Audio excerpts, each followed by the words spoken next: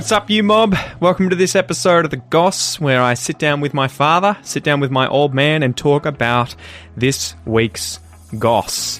The news, current affairs, what's going on in our lives, everything like that. So these episodes are all about talking about a wide range of different topics to allow you guys to hear all sorts of different vocabulary, to form your own opinions about these topics as well, and to hear conversations, natural conversations amongst native speakers of English and how we interact with one another.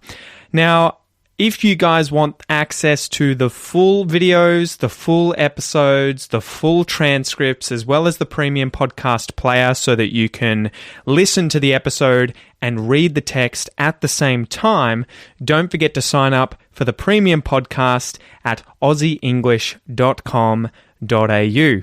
And you will also get access to all of that and more if you join the Academy, which includes hundreds of courses, 3 times weekly classes with a real English teacher, amongst many other things. So guys, go check that out. In today's episode, which has been split up into 2 episodes, so you'll probably get one this week and one next week, we talk about a wide range of different topics. We talk about family history and a really interesting story in my family with my father and his parents, how they met. And yeah, I'll let you listen to that story. It's a very interesting one. We talk about New Zealand's Prime Minister and why she is probably the best Prime Minister in the Western world. We talk about Pokies and why they have been shut in Australia and how much money they're saving people every single day at the moment whilst they're closed. We talk about Chernobyl and that there was a massive fire near Chernobyl causing radiation levels to increase like crazy. We also talk about a mutant enzyme that is being used now to break down plastic bottles and help recycle plastics. We also touch on a few of these COVID stories as they're sort of happening in and amongst these other stories we talk about. And then lastly, we talk about a supermarket boss from the supermarket chain called Drake's in South Australia and what he did when a certain hoarder asked for a refund for 5,000 rolls of toilet paper. Anyway, guys, without any further ado, let's get into this episode, kick the kookaburra, and let her rip.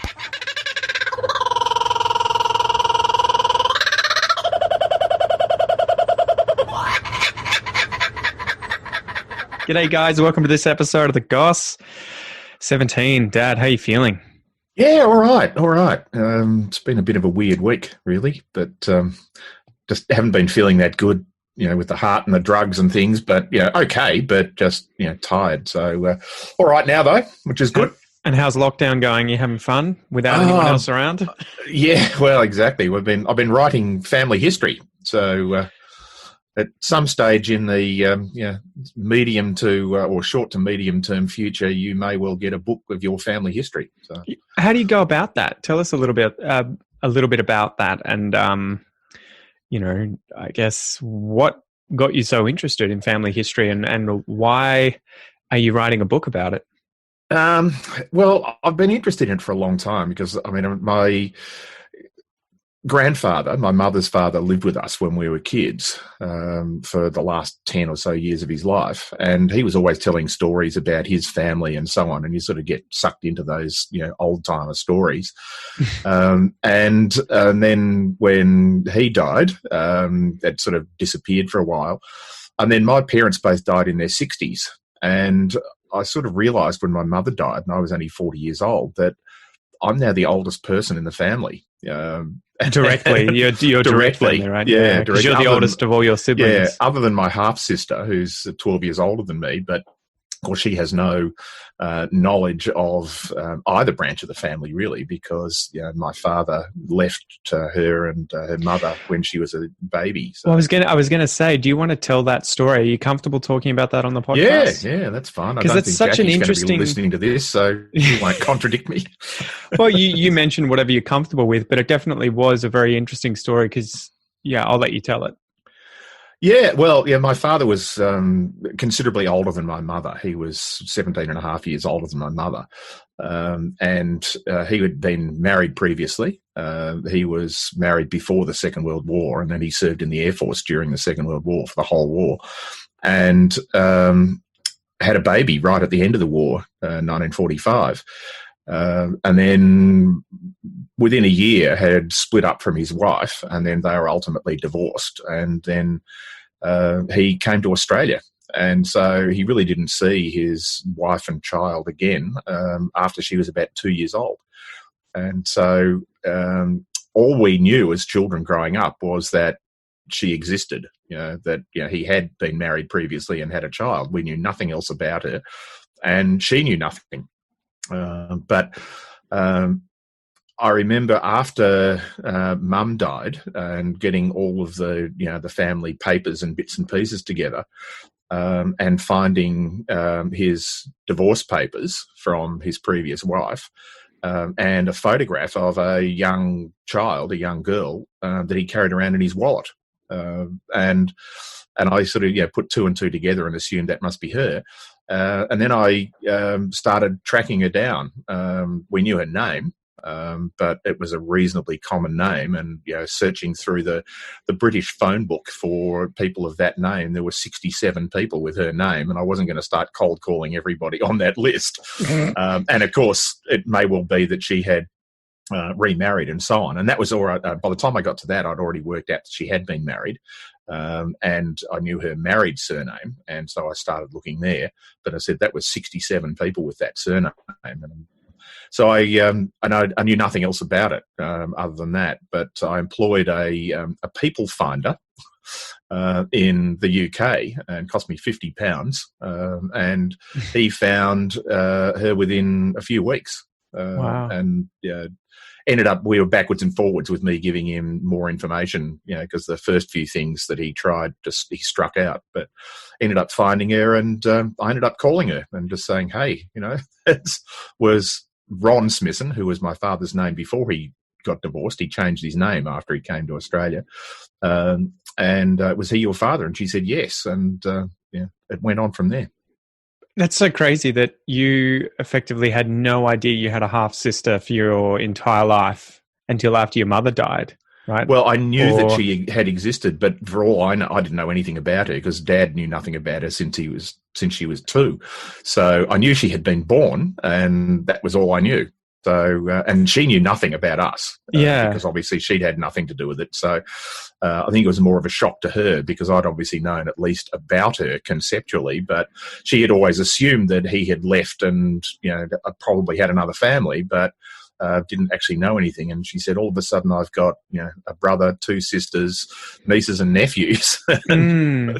Wow, it just seems so crazy, so tragic too, because obviously with your father, I don't know how much, so with my grandfather, I don't know how much my grandmother knew, but everything died with him, right? Effectively, like the reasons why he did that, what happened with his ex-wife back in Britain, because there was an interesting aspect to that story too, right? Where you think that you first learn about the story of, okay, he abandoned his family, he came out to Australia, he got remarried, he never talked about them, never went and saw them ever again. Never communicated with them in any way. And that blows my mind, having obviously Noah as a 10-month-old, just to think about what would it take for me to uproot and say go to England and never, ever, ever talk to Kel or Noah or about them or want to come back and see them again. What would have to happen, right? And you're never going to know. No, exactly. It's scary. And the fact that he carried a picture of her around with him for the rest of his life. Because that's making your life harder, there. Right? Because you're obviously reminding yourself there's still something there, but he obviously abandoned them. And well, but that was the story, because there was another interesting aspect to it, right? Where she pretty quickly after the divorce ended up marrying, was it a friend of his or something? Well, the whole divorce saga is another one, and that's partly what I've been writing about in the chapter on Dad in the book that I'm writing, is because I've got his divorce papers and I've got his the easiest way to put it is his wife sued for divorce on the grounds that he was having an affair with another woman. Which was the only way for her to get no divorce in the time, right? You couldn't just say, we're not getting along, we're going to get a divorce. Yeah, there was no such thing as no-fault divorce. Yeah. And that woman's husband was suing for divorce on the grounds that his wife was having an affair with my father. Yeah. Well, it was this dual thing. The interesting part of it is that those two divorce papers were submitted to the court 2 days apart. And so you've got to assume there was a bit of collusion going on here. And that my father's ex-wife and the ex-husband of the woman my father was accused of having an affair with got married less than a year later. So you never know, and we will never know. Sure. It's something I'm never going to talk to my sister about because she might never know. And well, what would you put money on, though? If you were to say, I reckon this is what happened, what do you think would have happened there? Well, you can never discount anybody having affairs with somebody else, but it just seems far too convenient for me that the outcome was that the two people who were suing for divorce ended up together. But it may well have been that, who knows? I don't know whether they knew each other, whether they were friends or whatever. It might well have been the case. So the three options are that it happened exactly like the papers say it happened. The second one is that it was a complete setup in a sense that the four of them just agreed, well, this is going to happen. You two want to stay together. We're out of it. But the easiest thing to do, particularly if Dad was already, he was on his way out. He was, already planning to leave the country by then. He probably would have said, well, just blame me. I'm out. Or the third one is that it happened just the way they said it happened, and these two just got together afterwards. So we'll never know. But it's an interesting part of your family history as well as and mine. because he changed his name, right? Because he hated his mother? He changed his name. Well, I don't know whether it was because he hated his mother. He certainly never got along with his mother, and he didn't see her from the time he was about, I think for the time he would have been in his 20s or early 30s. But he did change his name, but ironically he didn't change his surname. And with such an unusual surname that we have, it's not like he was untraceable. And in the end, it was his, not downfall, but it was in the end, it came back to haunt him because his sister, who moved to Australia years after he did, with her second family, just looked up the Melbourne phone book one day. She didn't live in Melbourne, but she was looking up somebody's name in the Melbourne phone book back in the days when we had phone books. And found a name, Smisson. It was the only one in the Melbourne phone book, but it wasn't, it was C.J. Smisson, whereas his initials were originally R.E. Smisson. And she just rang, and he answered the phone. And so they immediately knew each other. So just if he changed his surname to Smith, nobody would ever have found him. So do you think a big thing about family history and the reason so many people get sucked into it later in life is because people want to know where they've come from, but also that families, once you go back generations, end up being so big that you're almost always likely to find something interesting, right? Oh yeah, you'll always find the sort of either the skeletons in the cupboard or the as your on your mother's side, your mother's doing her family history a lot at the moment, and she's found royalty. You are descendant from William the Conqueror. Yeah, drop some names because Mum keeps coming every other day. And the first king of Scotland, and Rollo so the Viking apparently too. That's you just got everything in there, but that's inevitable once you not necessarily that you have a direct line to William the Conqueror, but you're going to be related to a whole lot of royalty and aristocracy as soon as you have one person that you're related to in the medieval aristocracy, because they were so incestuous, not necessarily directly incestuous as in marrying their cousins, but in a sense that they only ever married into other wealthy aristocratic families, and there are only so many of them to go around. So it is pretty weird to think that I'm, related to them. But at the same time, I remember looking up online, how many generations do I have to go back before I'm effectively equally related to every single person in that population at the time, right? Yeah, and it's something like only 25, 30 generations. Well, I think from the top, off the top of my head, you are the 27th cousin to Prince William, who is the second in line for the king. And so what does that make me, like billionth in line for the throne? So that's, you're right. Yeah. And there will be millions of other people around the world who have the same relationship, but that's it, is what it is. But the other thing about being interested in family history was there's the personal interest of what I'm interested in and what I like and what I think about it. But it's also now looking at it saying, well, I wish that my grandparents had written down more about what they knew, So this is an opportunity for me to write for my grandchildren, for Noah and Isabel and others as they will come. And I'm writing it in the form of a letter to my grandchildren, as in, this is what I know about the family. And they may or may not ever be interested, but at least it's documented for them. Whereas if they are interested and it's not documented, then they've got to do a whole lot of digging, and they can only dig for what has been documented. You can't dig for old family stories. So. Yeah, it is interesting. I don't know. I've only recently felt the pull towards learning more about family history, but I think that's coupled with wanting to learn more about Australian history. And once you get into it and you start learning about the stories of people's lives, and you realize just how many billions of people have lived interesting lives in the past, right? And it's just, it's funny how it takes you probably past your 30s, right, before you start really caring about your family's history or about history in general. You don't find many young people who are like, I just love early Australian history. I just want to know about what my great-grandparents were doing. Yeah.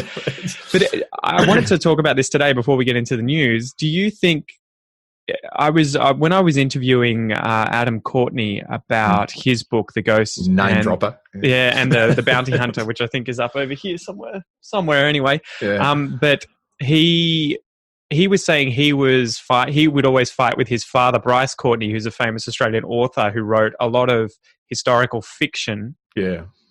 About whether or not fiction is better than reality. Yes, than non-fiction. And I want to know your 2 cents on this, because mine is that I think now I'm much more interested in real stories and non-fiction and history than fiction itself, because they tend to be much more fascinating, much more complicated, mostly grey, not black and white. And I think that's probably something where you have those 2 kinds of people, those who can sort of reconcile and deal with that complexity and that difficulty of digestion of those sorts of stories. And then those who are like, I want everything tied up in a nice little pink bow.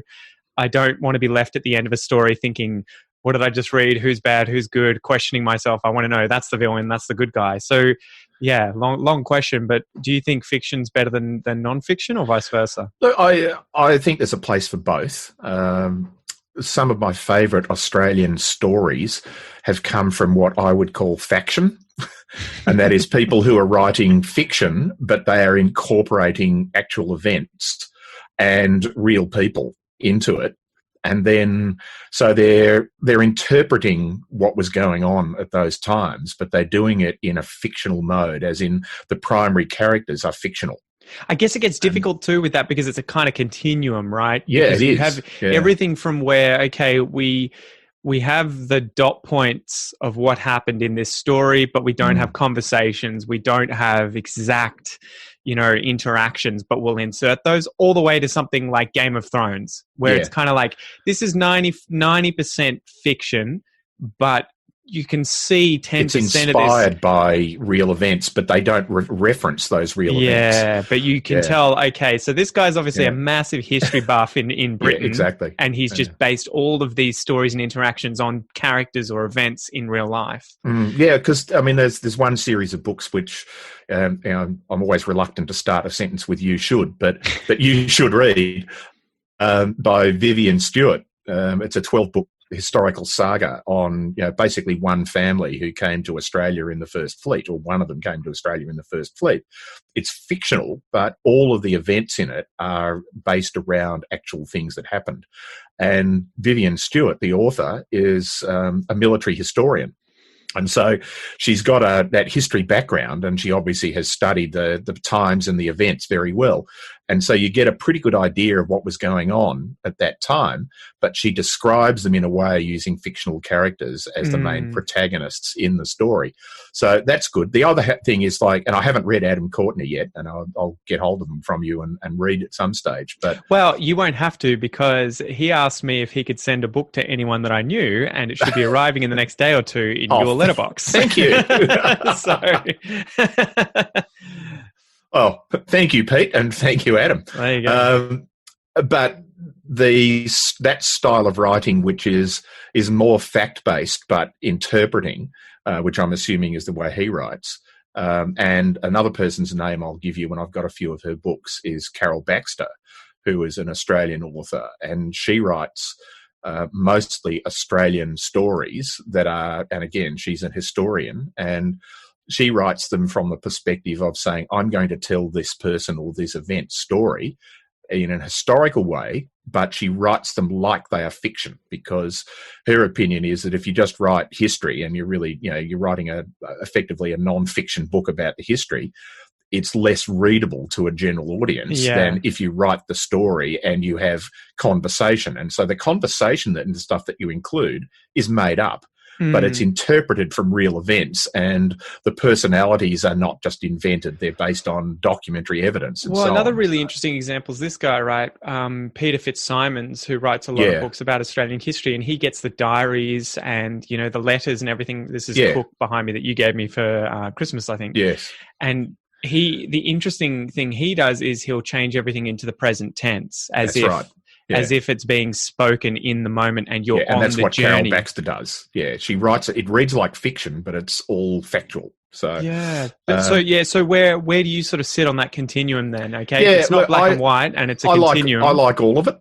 I must say that I'm more, being a historian a bit as well, having studied history, I'm more in line with the factional towards factual. Fiction's fine, and I don't mind fiction, but what I find irritating is where fiction is effectively grabbing bits of history but not paying any attention to whether their history is correct or not. Yeah. They drop into events and they refer to things, but they get them wrong or they misinterpret and those sort of things. It's a bit like my opposition to science fiction, where the science is wrong.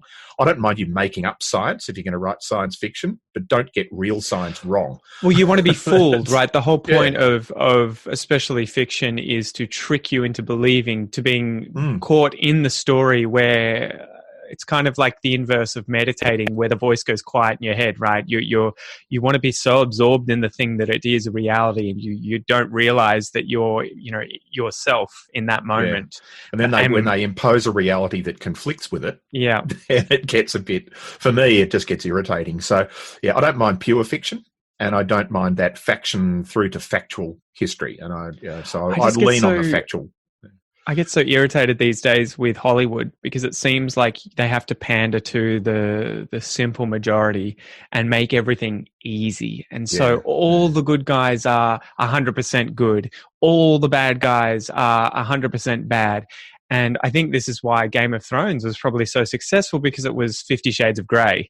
It's like, oh my God, this is so complex. And I think it showed people how you don't have to be afraid of complexity. You can actually really enjoy the fact that you can't decide if someone is good or bad, or if they are liable to change, right? And I watched recently, I just did an episode, a Walking with Pete episode on Tiger King. Have you seen that yet on Netflix? I haven't. I've seen it. It keeps popping up as you must watch, but I haven't seen it yet. So anyway, I won't give you any spoilers, but it's one of those reality is stranger than fiction examples of just, you couldn't write this. The characters are so complex, they're so crazy, the weirdest shit happens that you could just, if someone wrote this and said it was just a fiction story, you'd be like, this is ridiculous. But the fact that it's real allows it to be ridiculous, and you're just like, hang on to your hats. Yeah, well, in fact, I've just finished writing the chapter on my father in this book.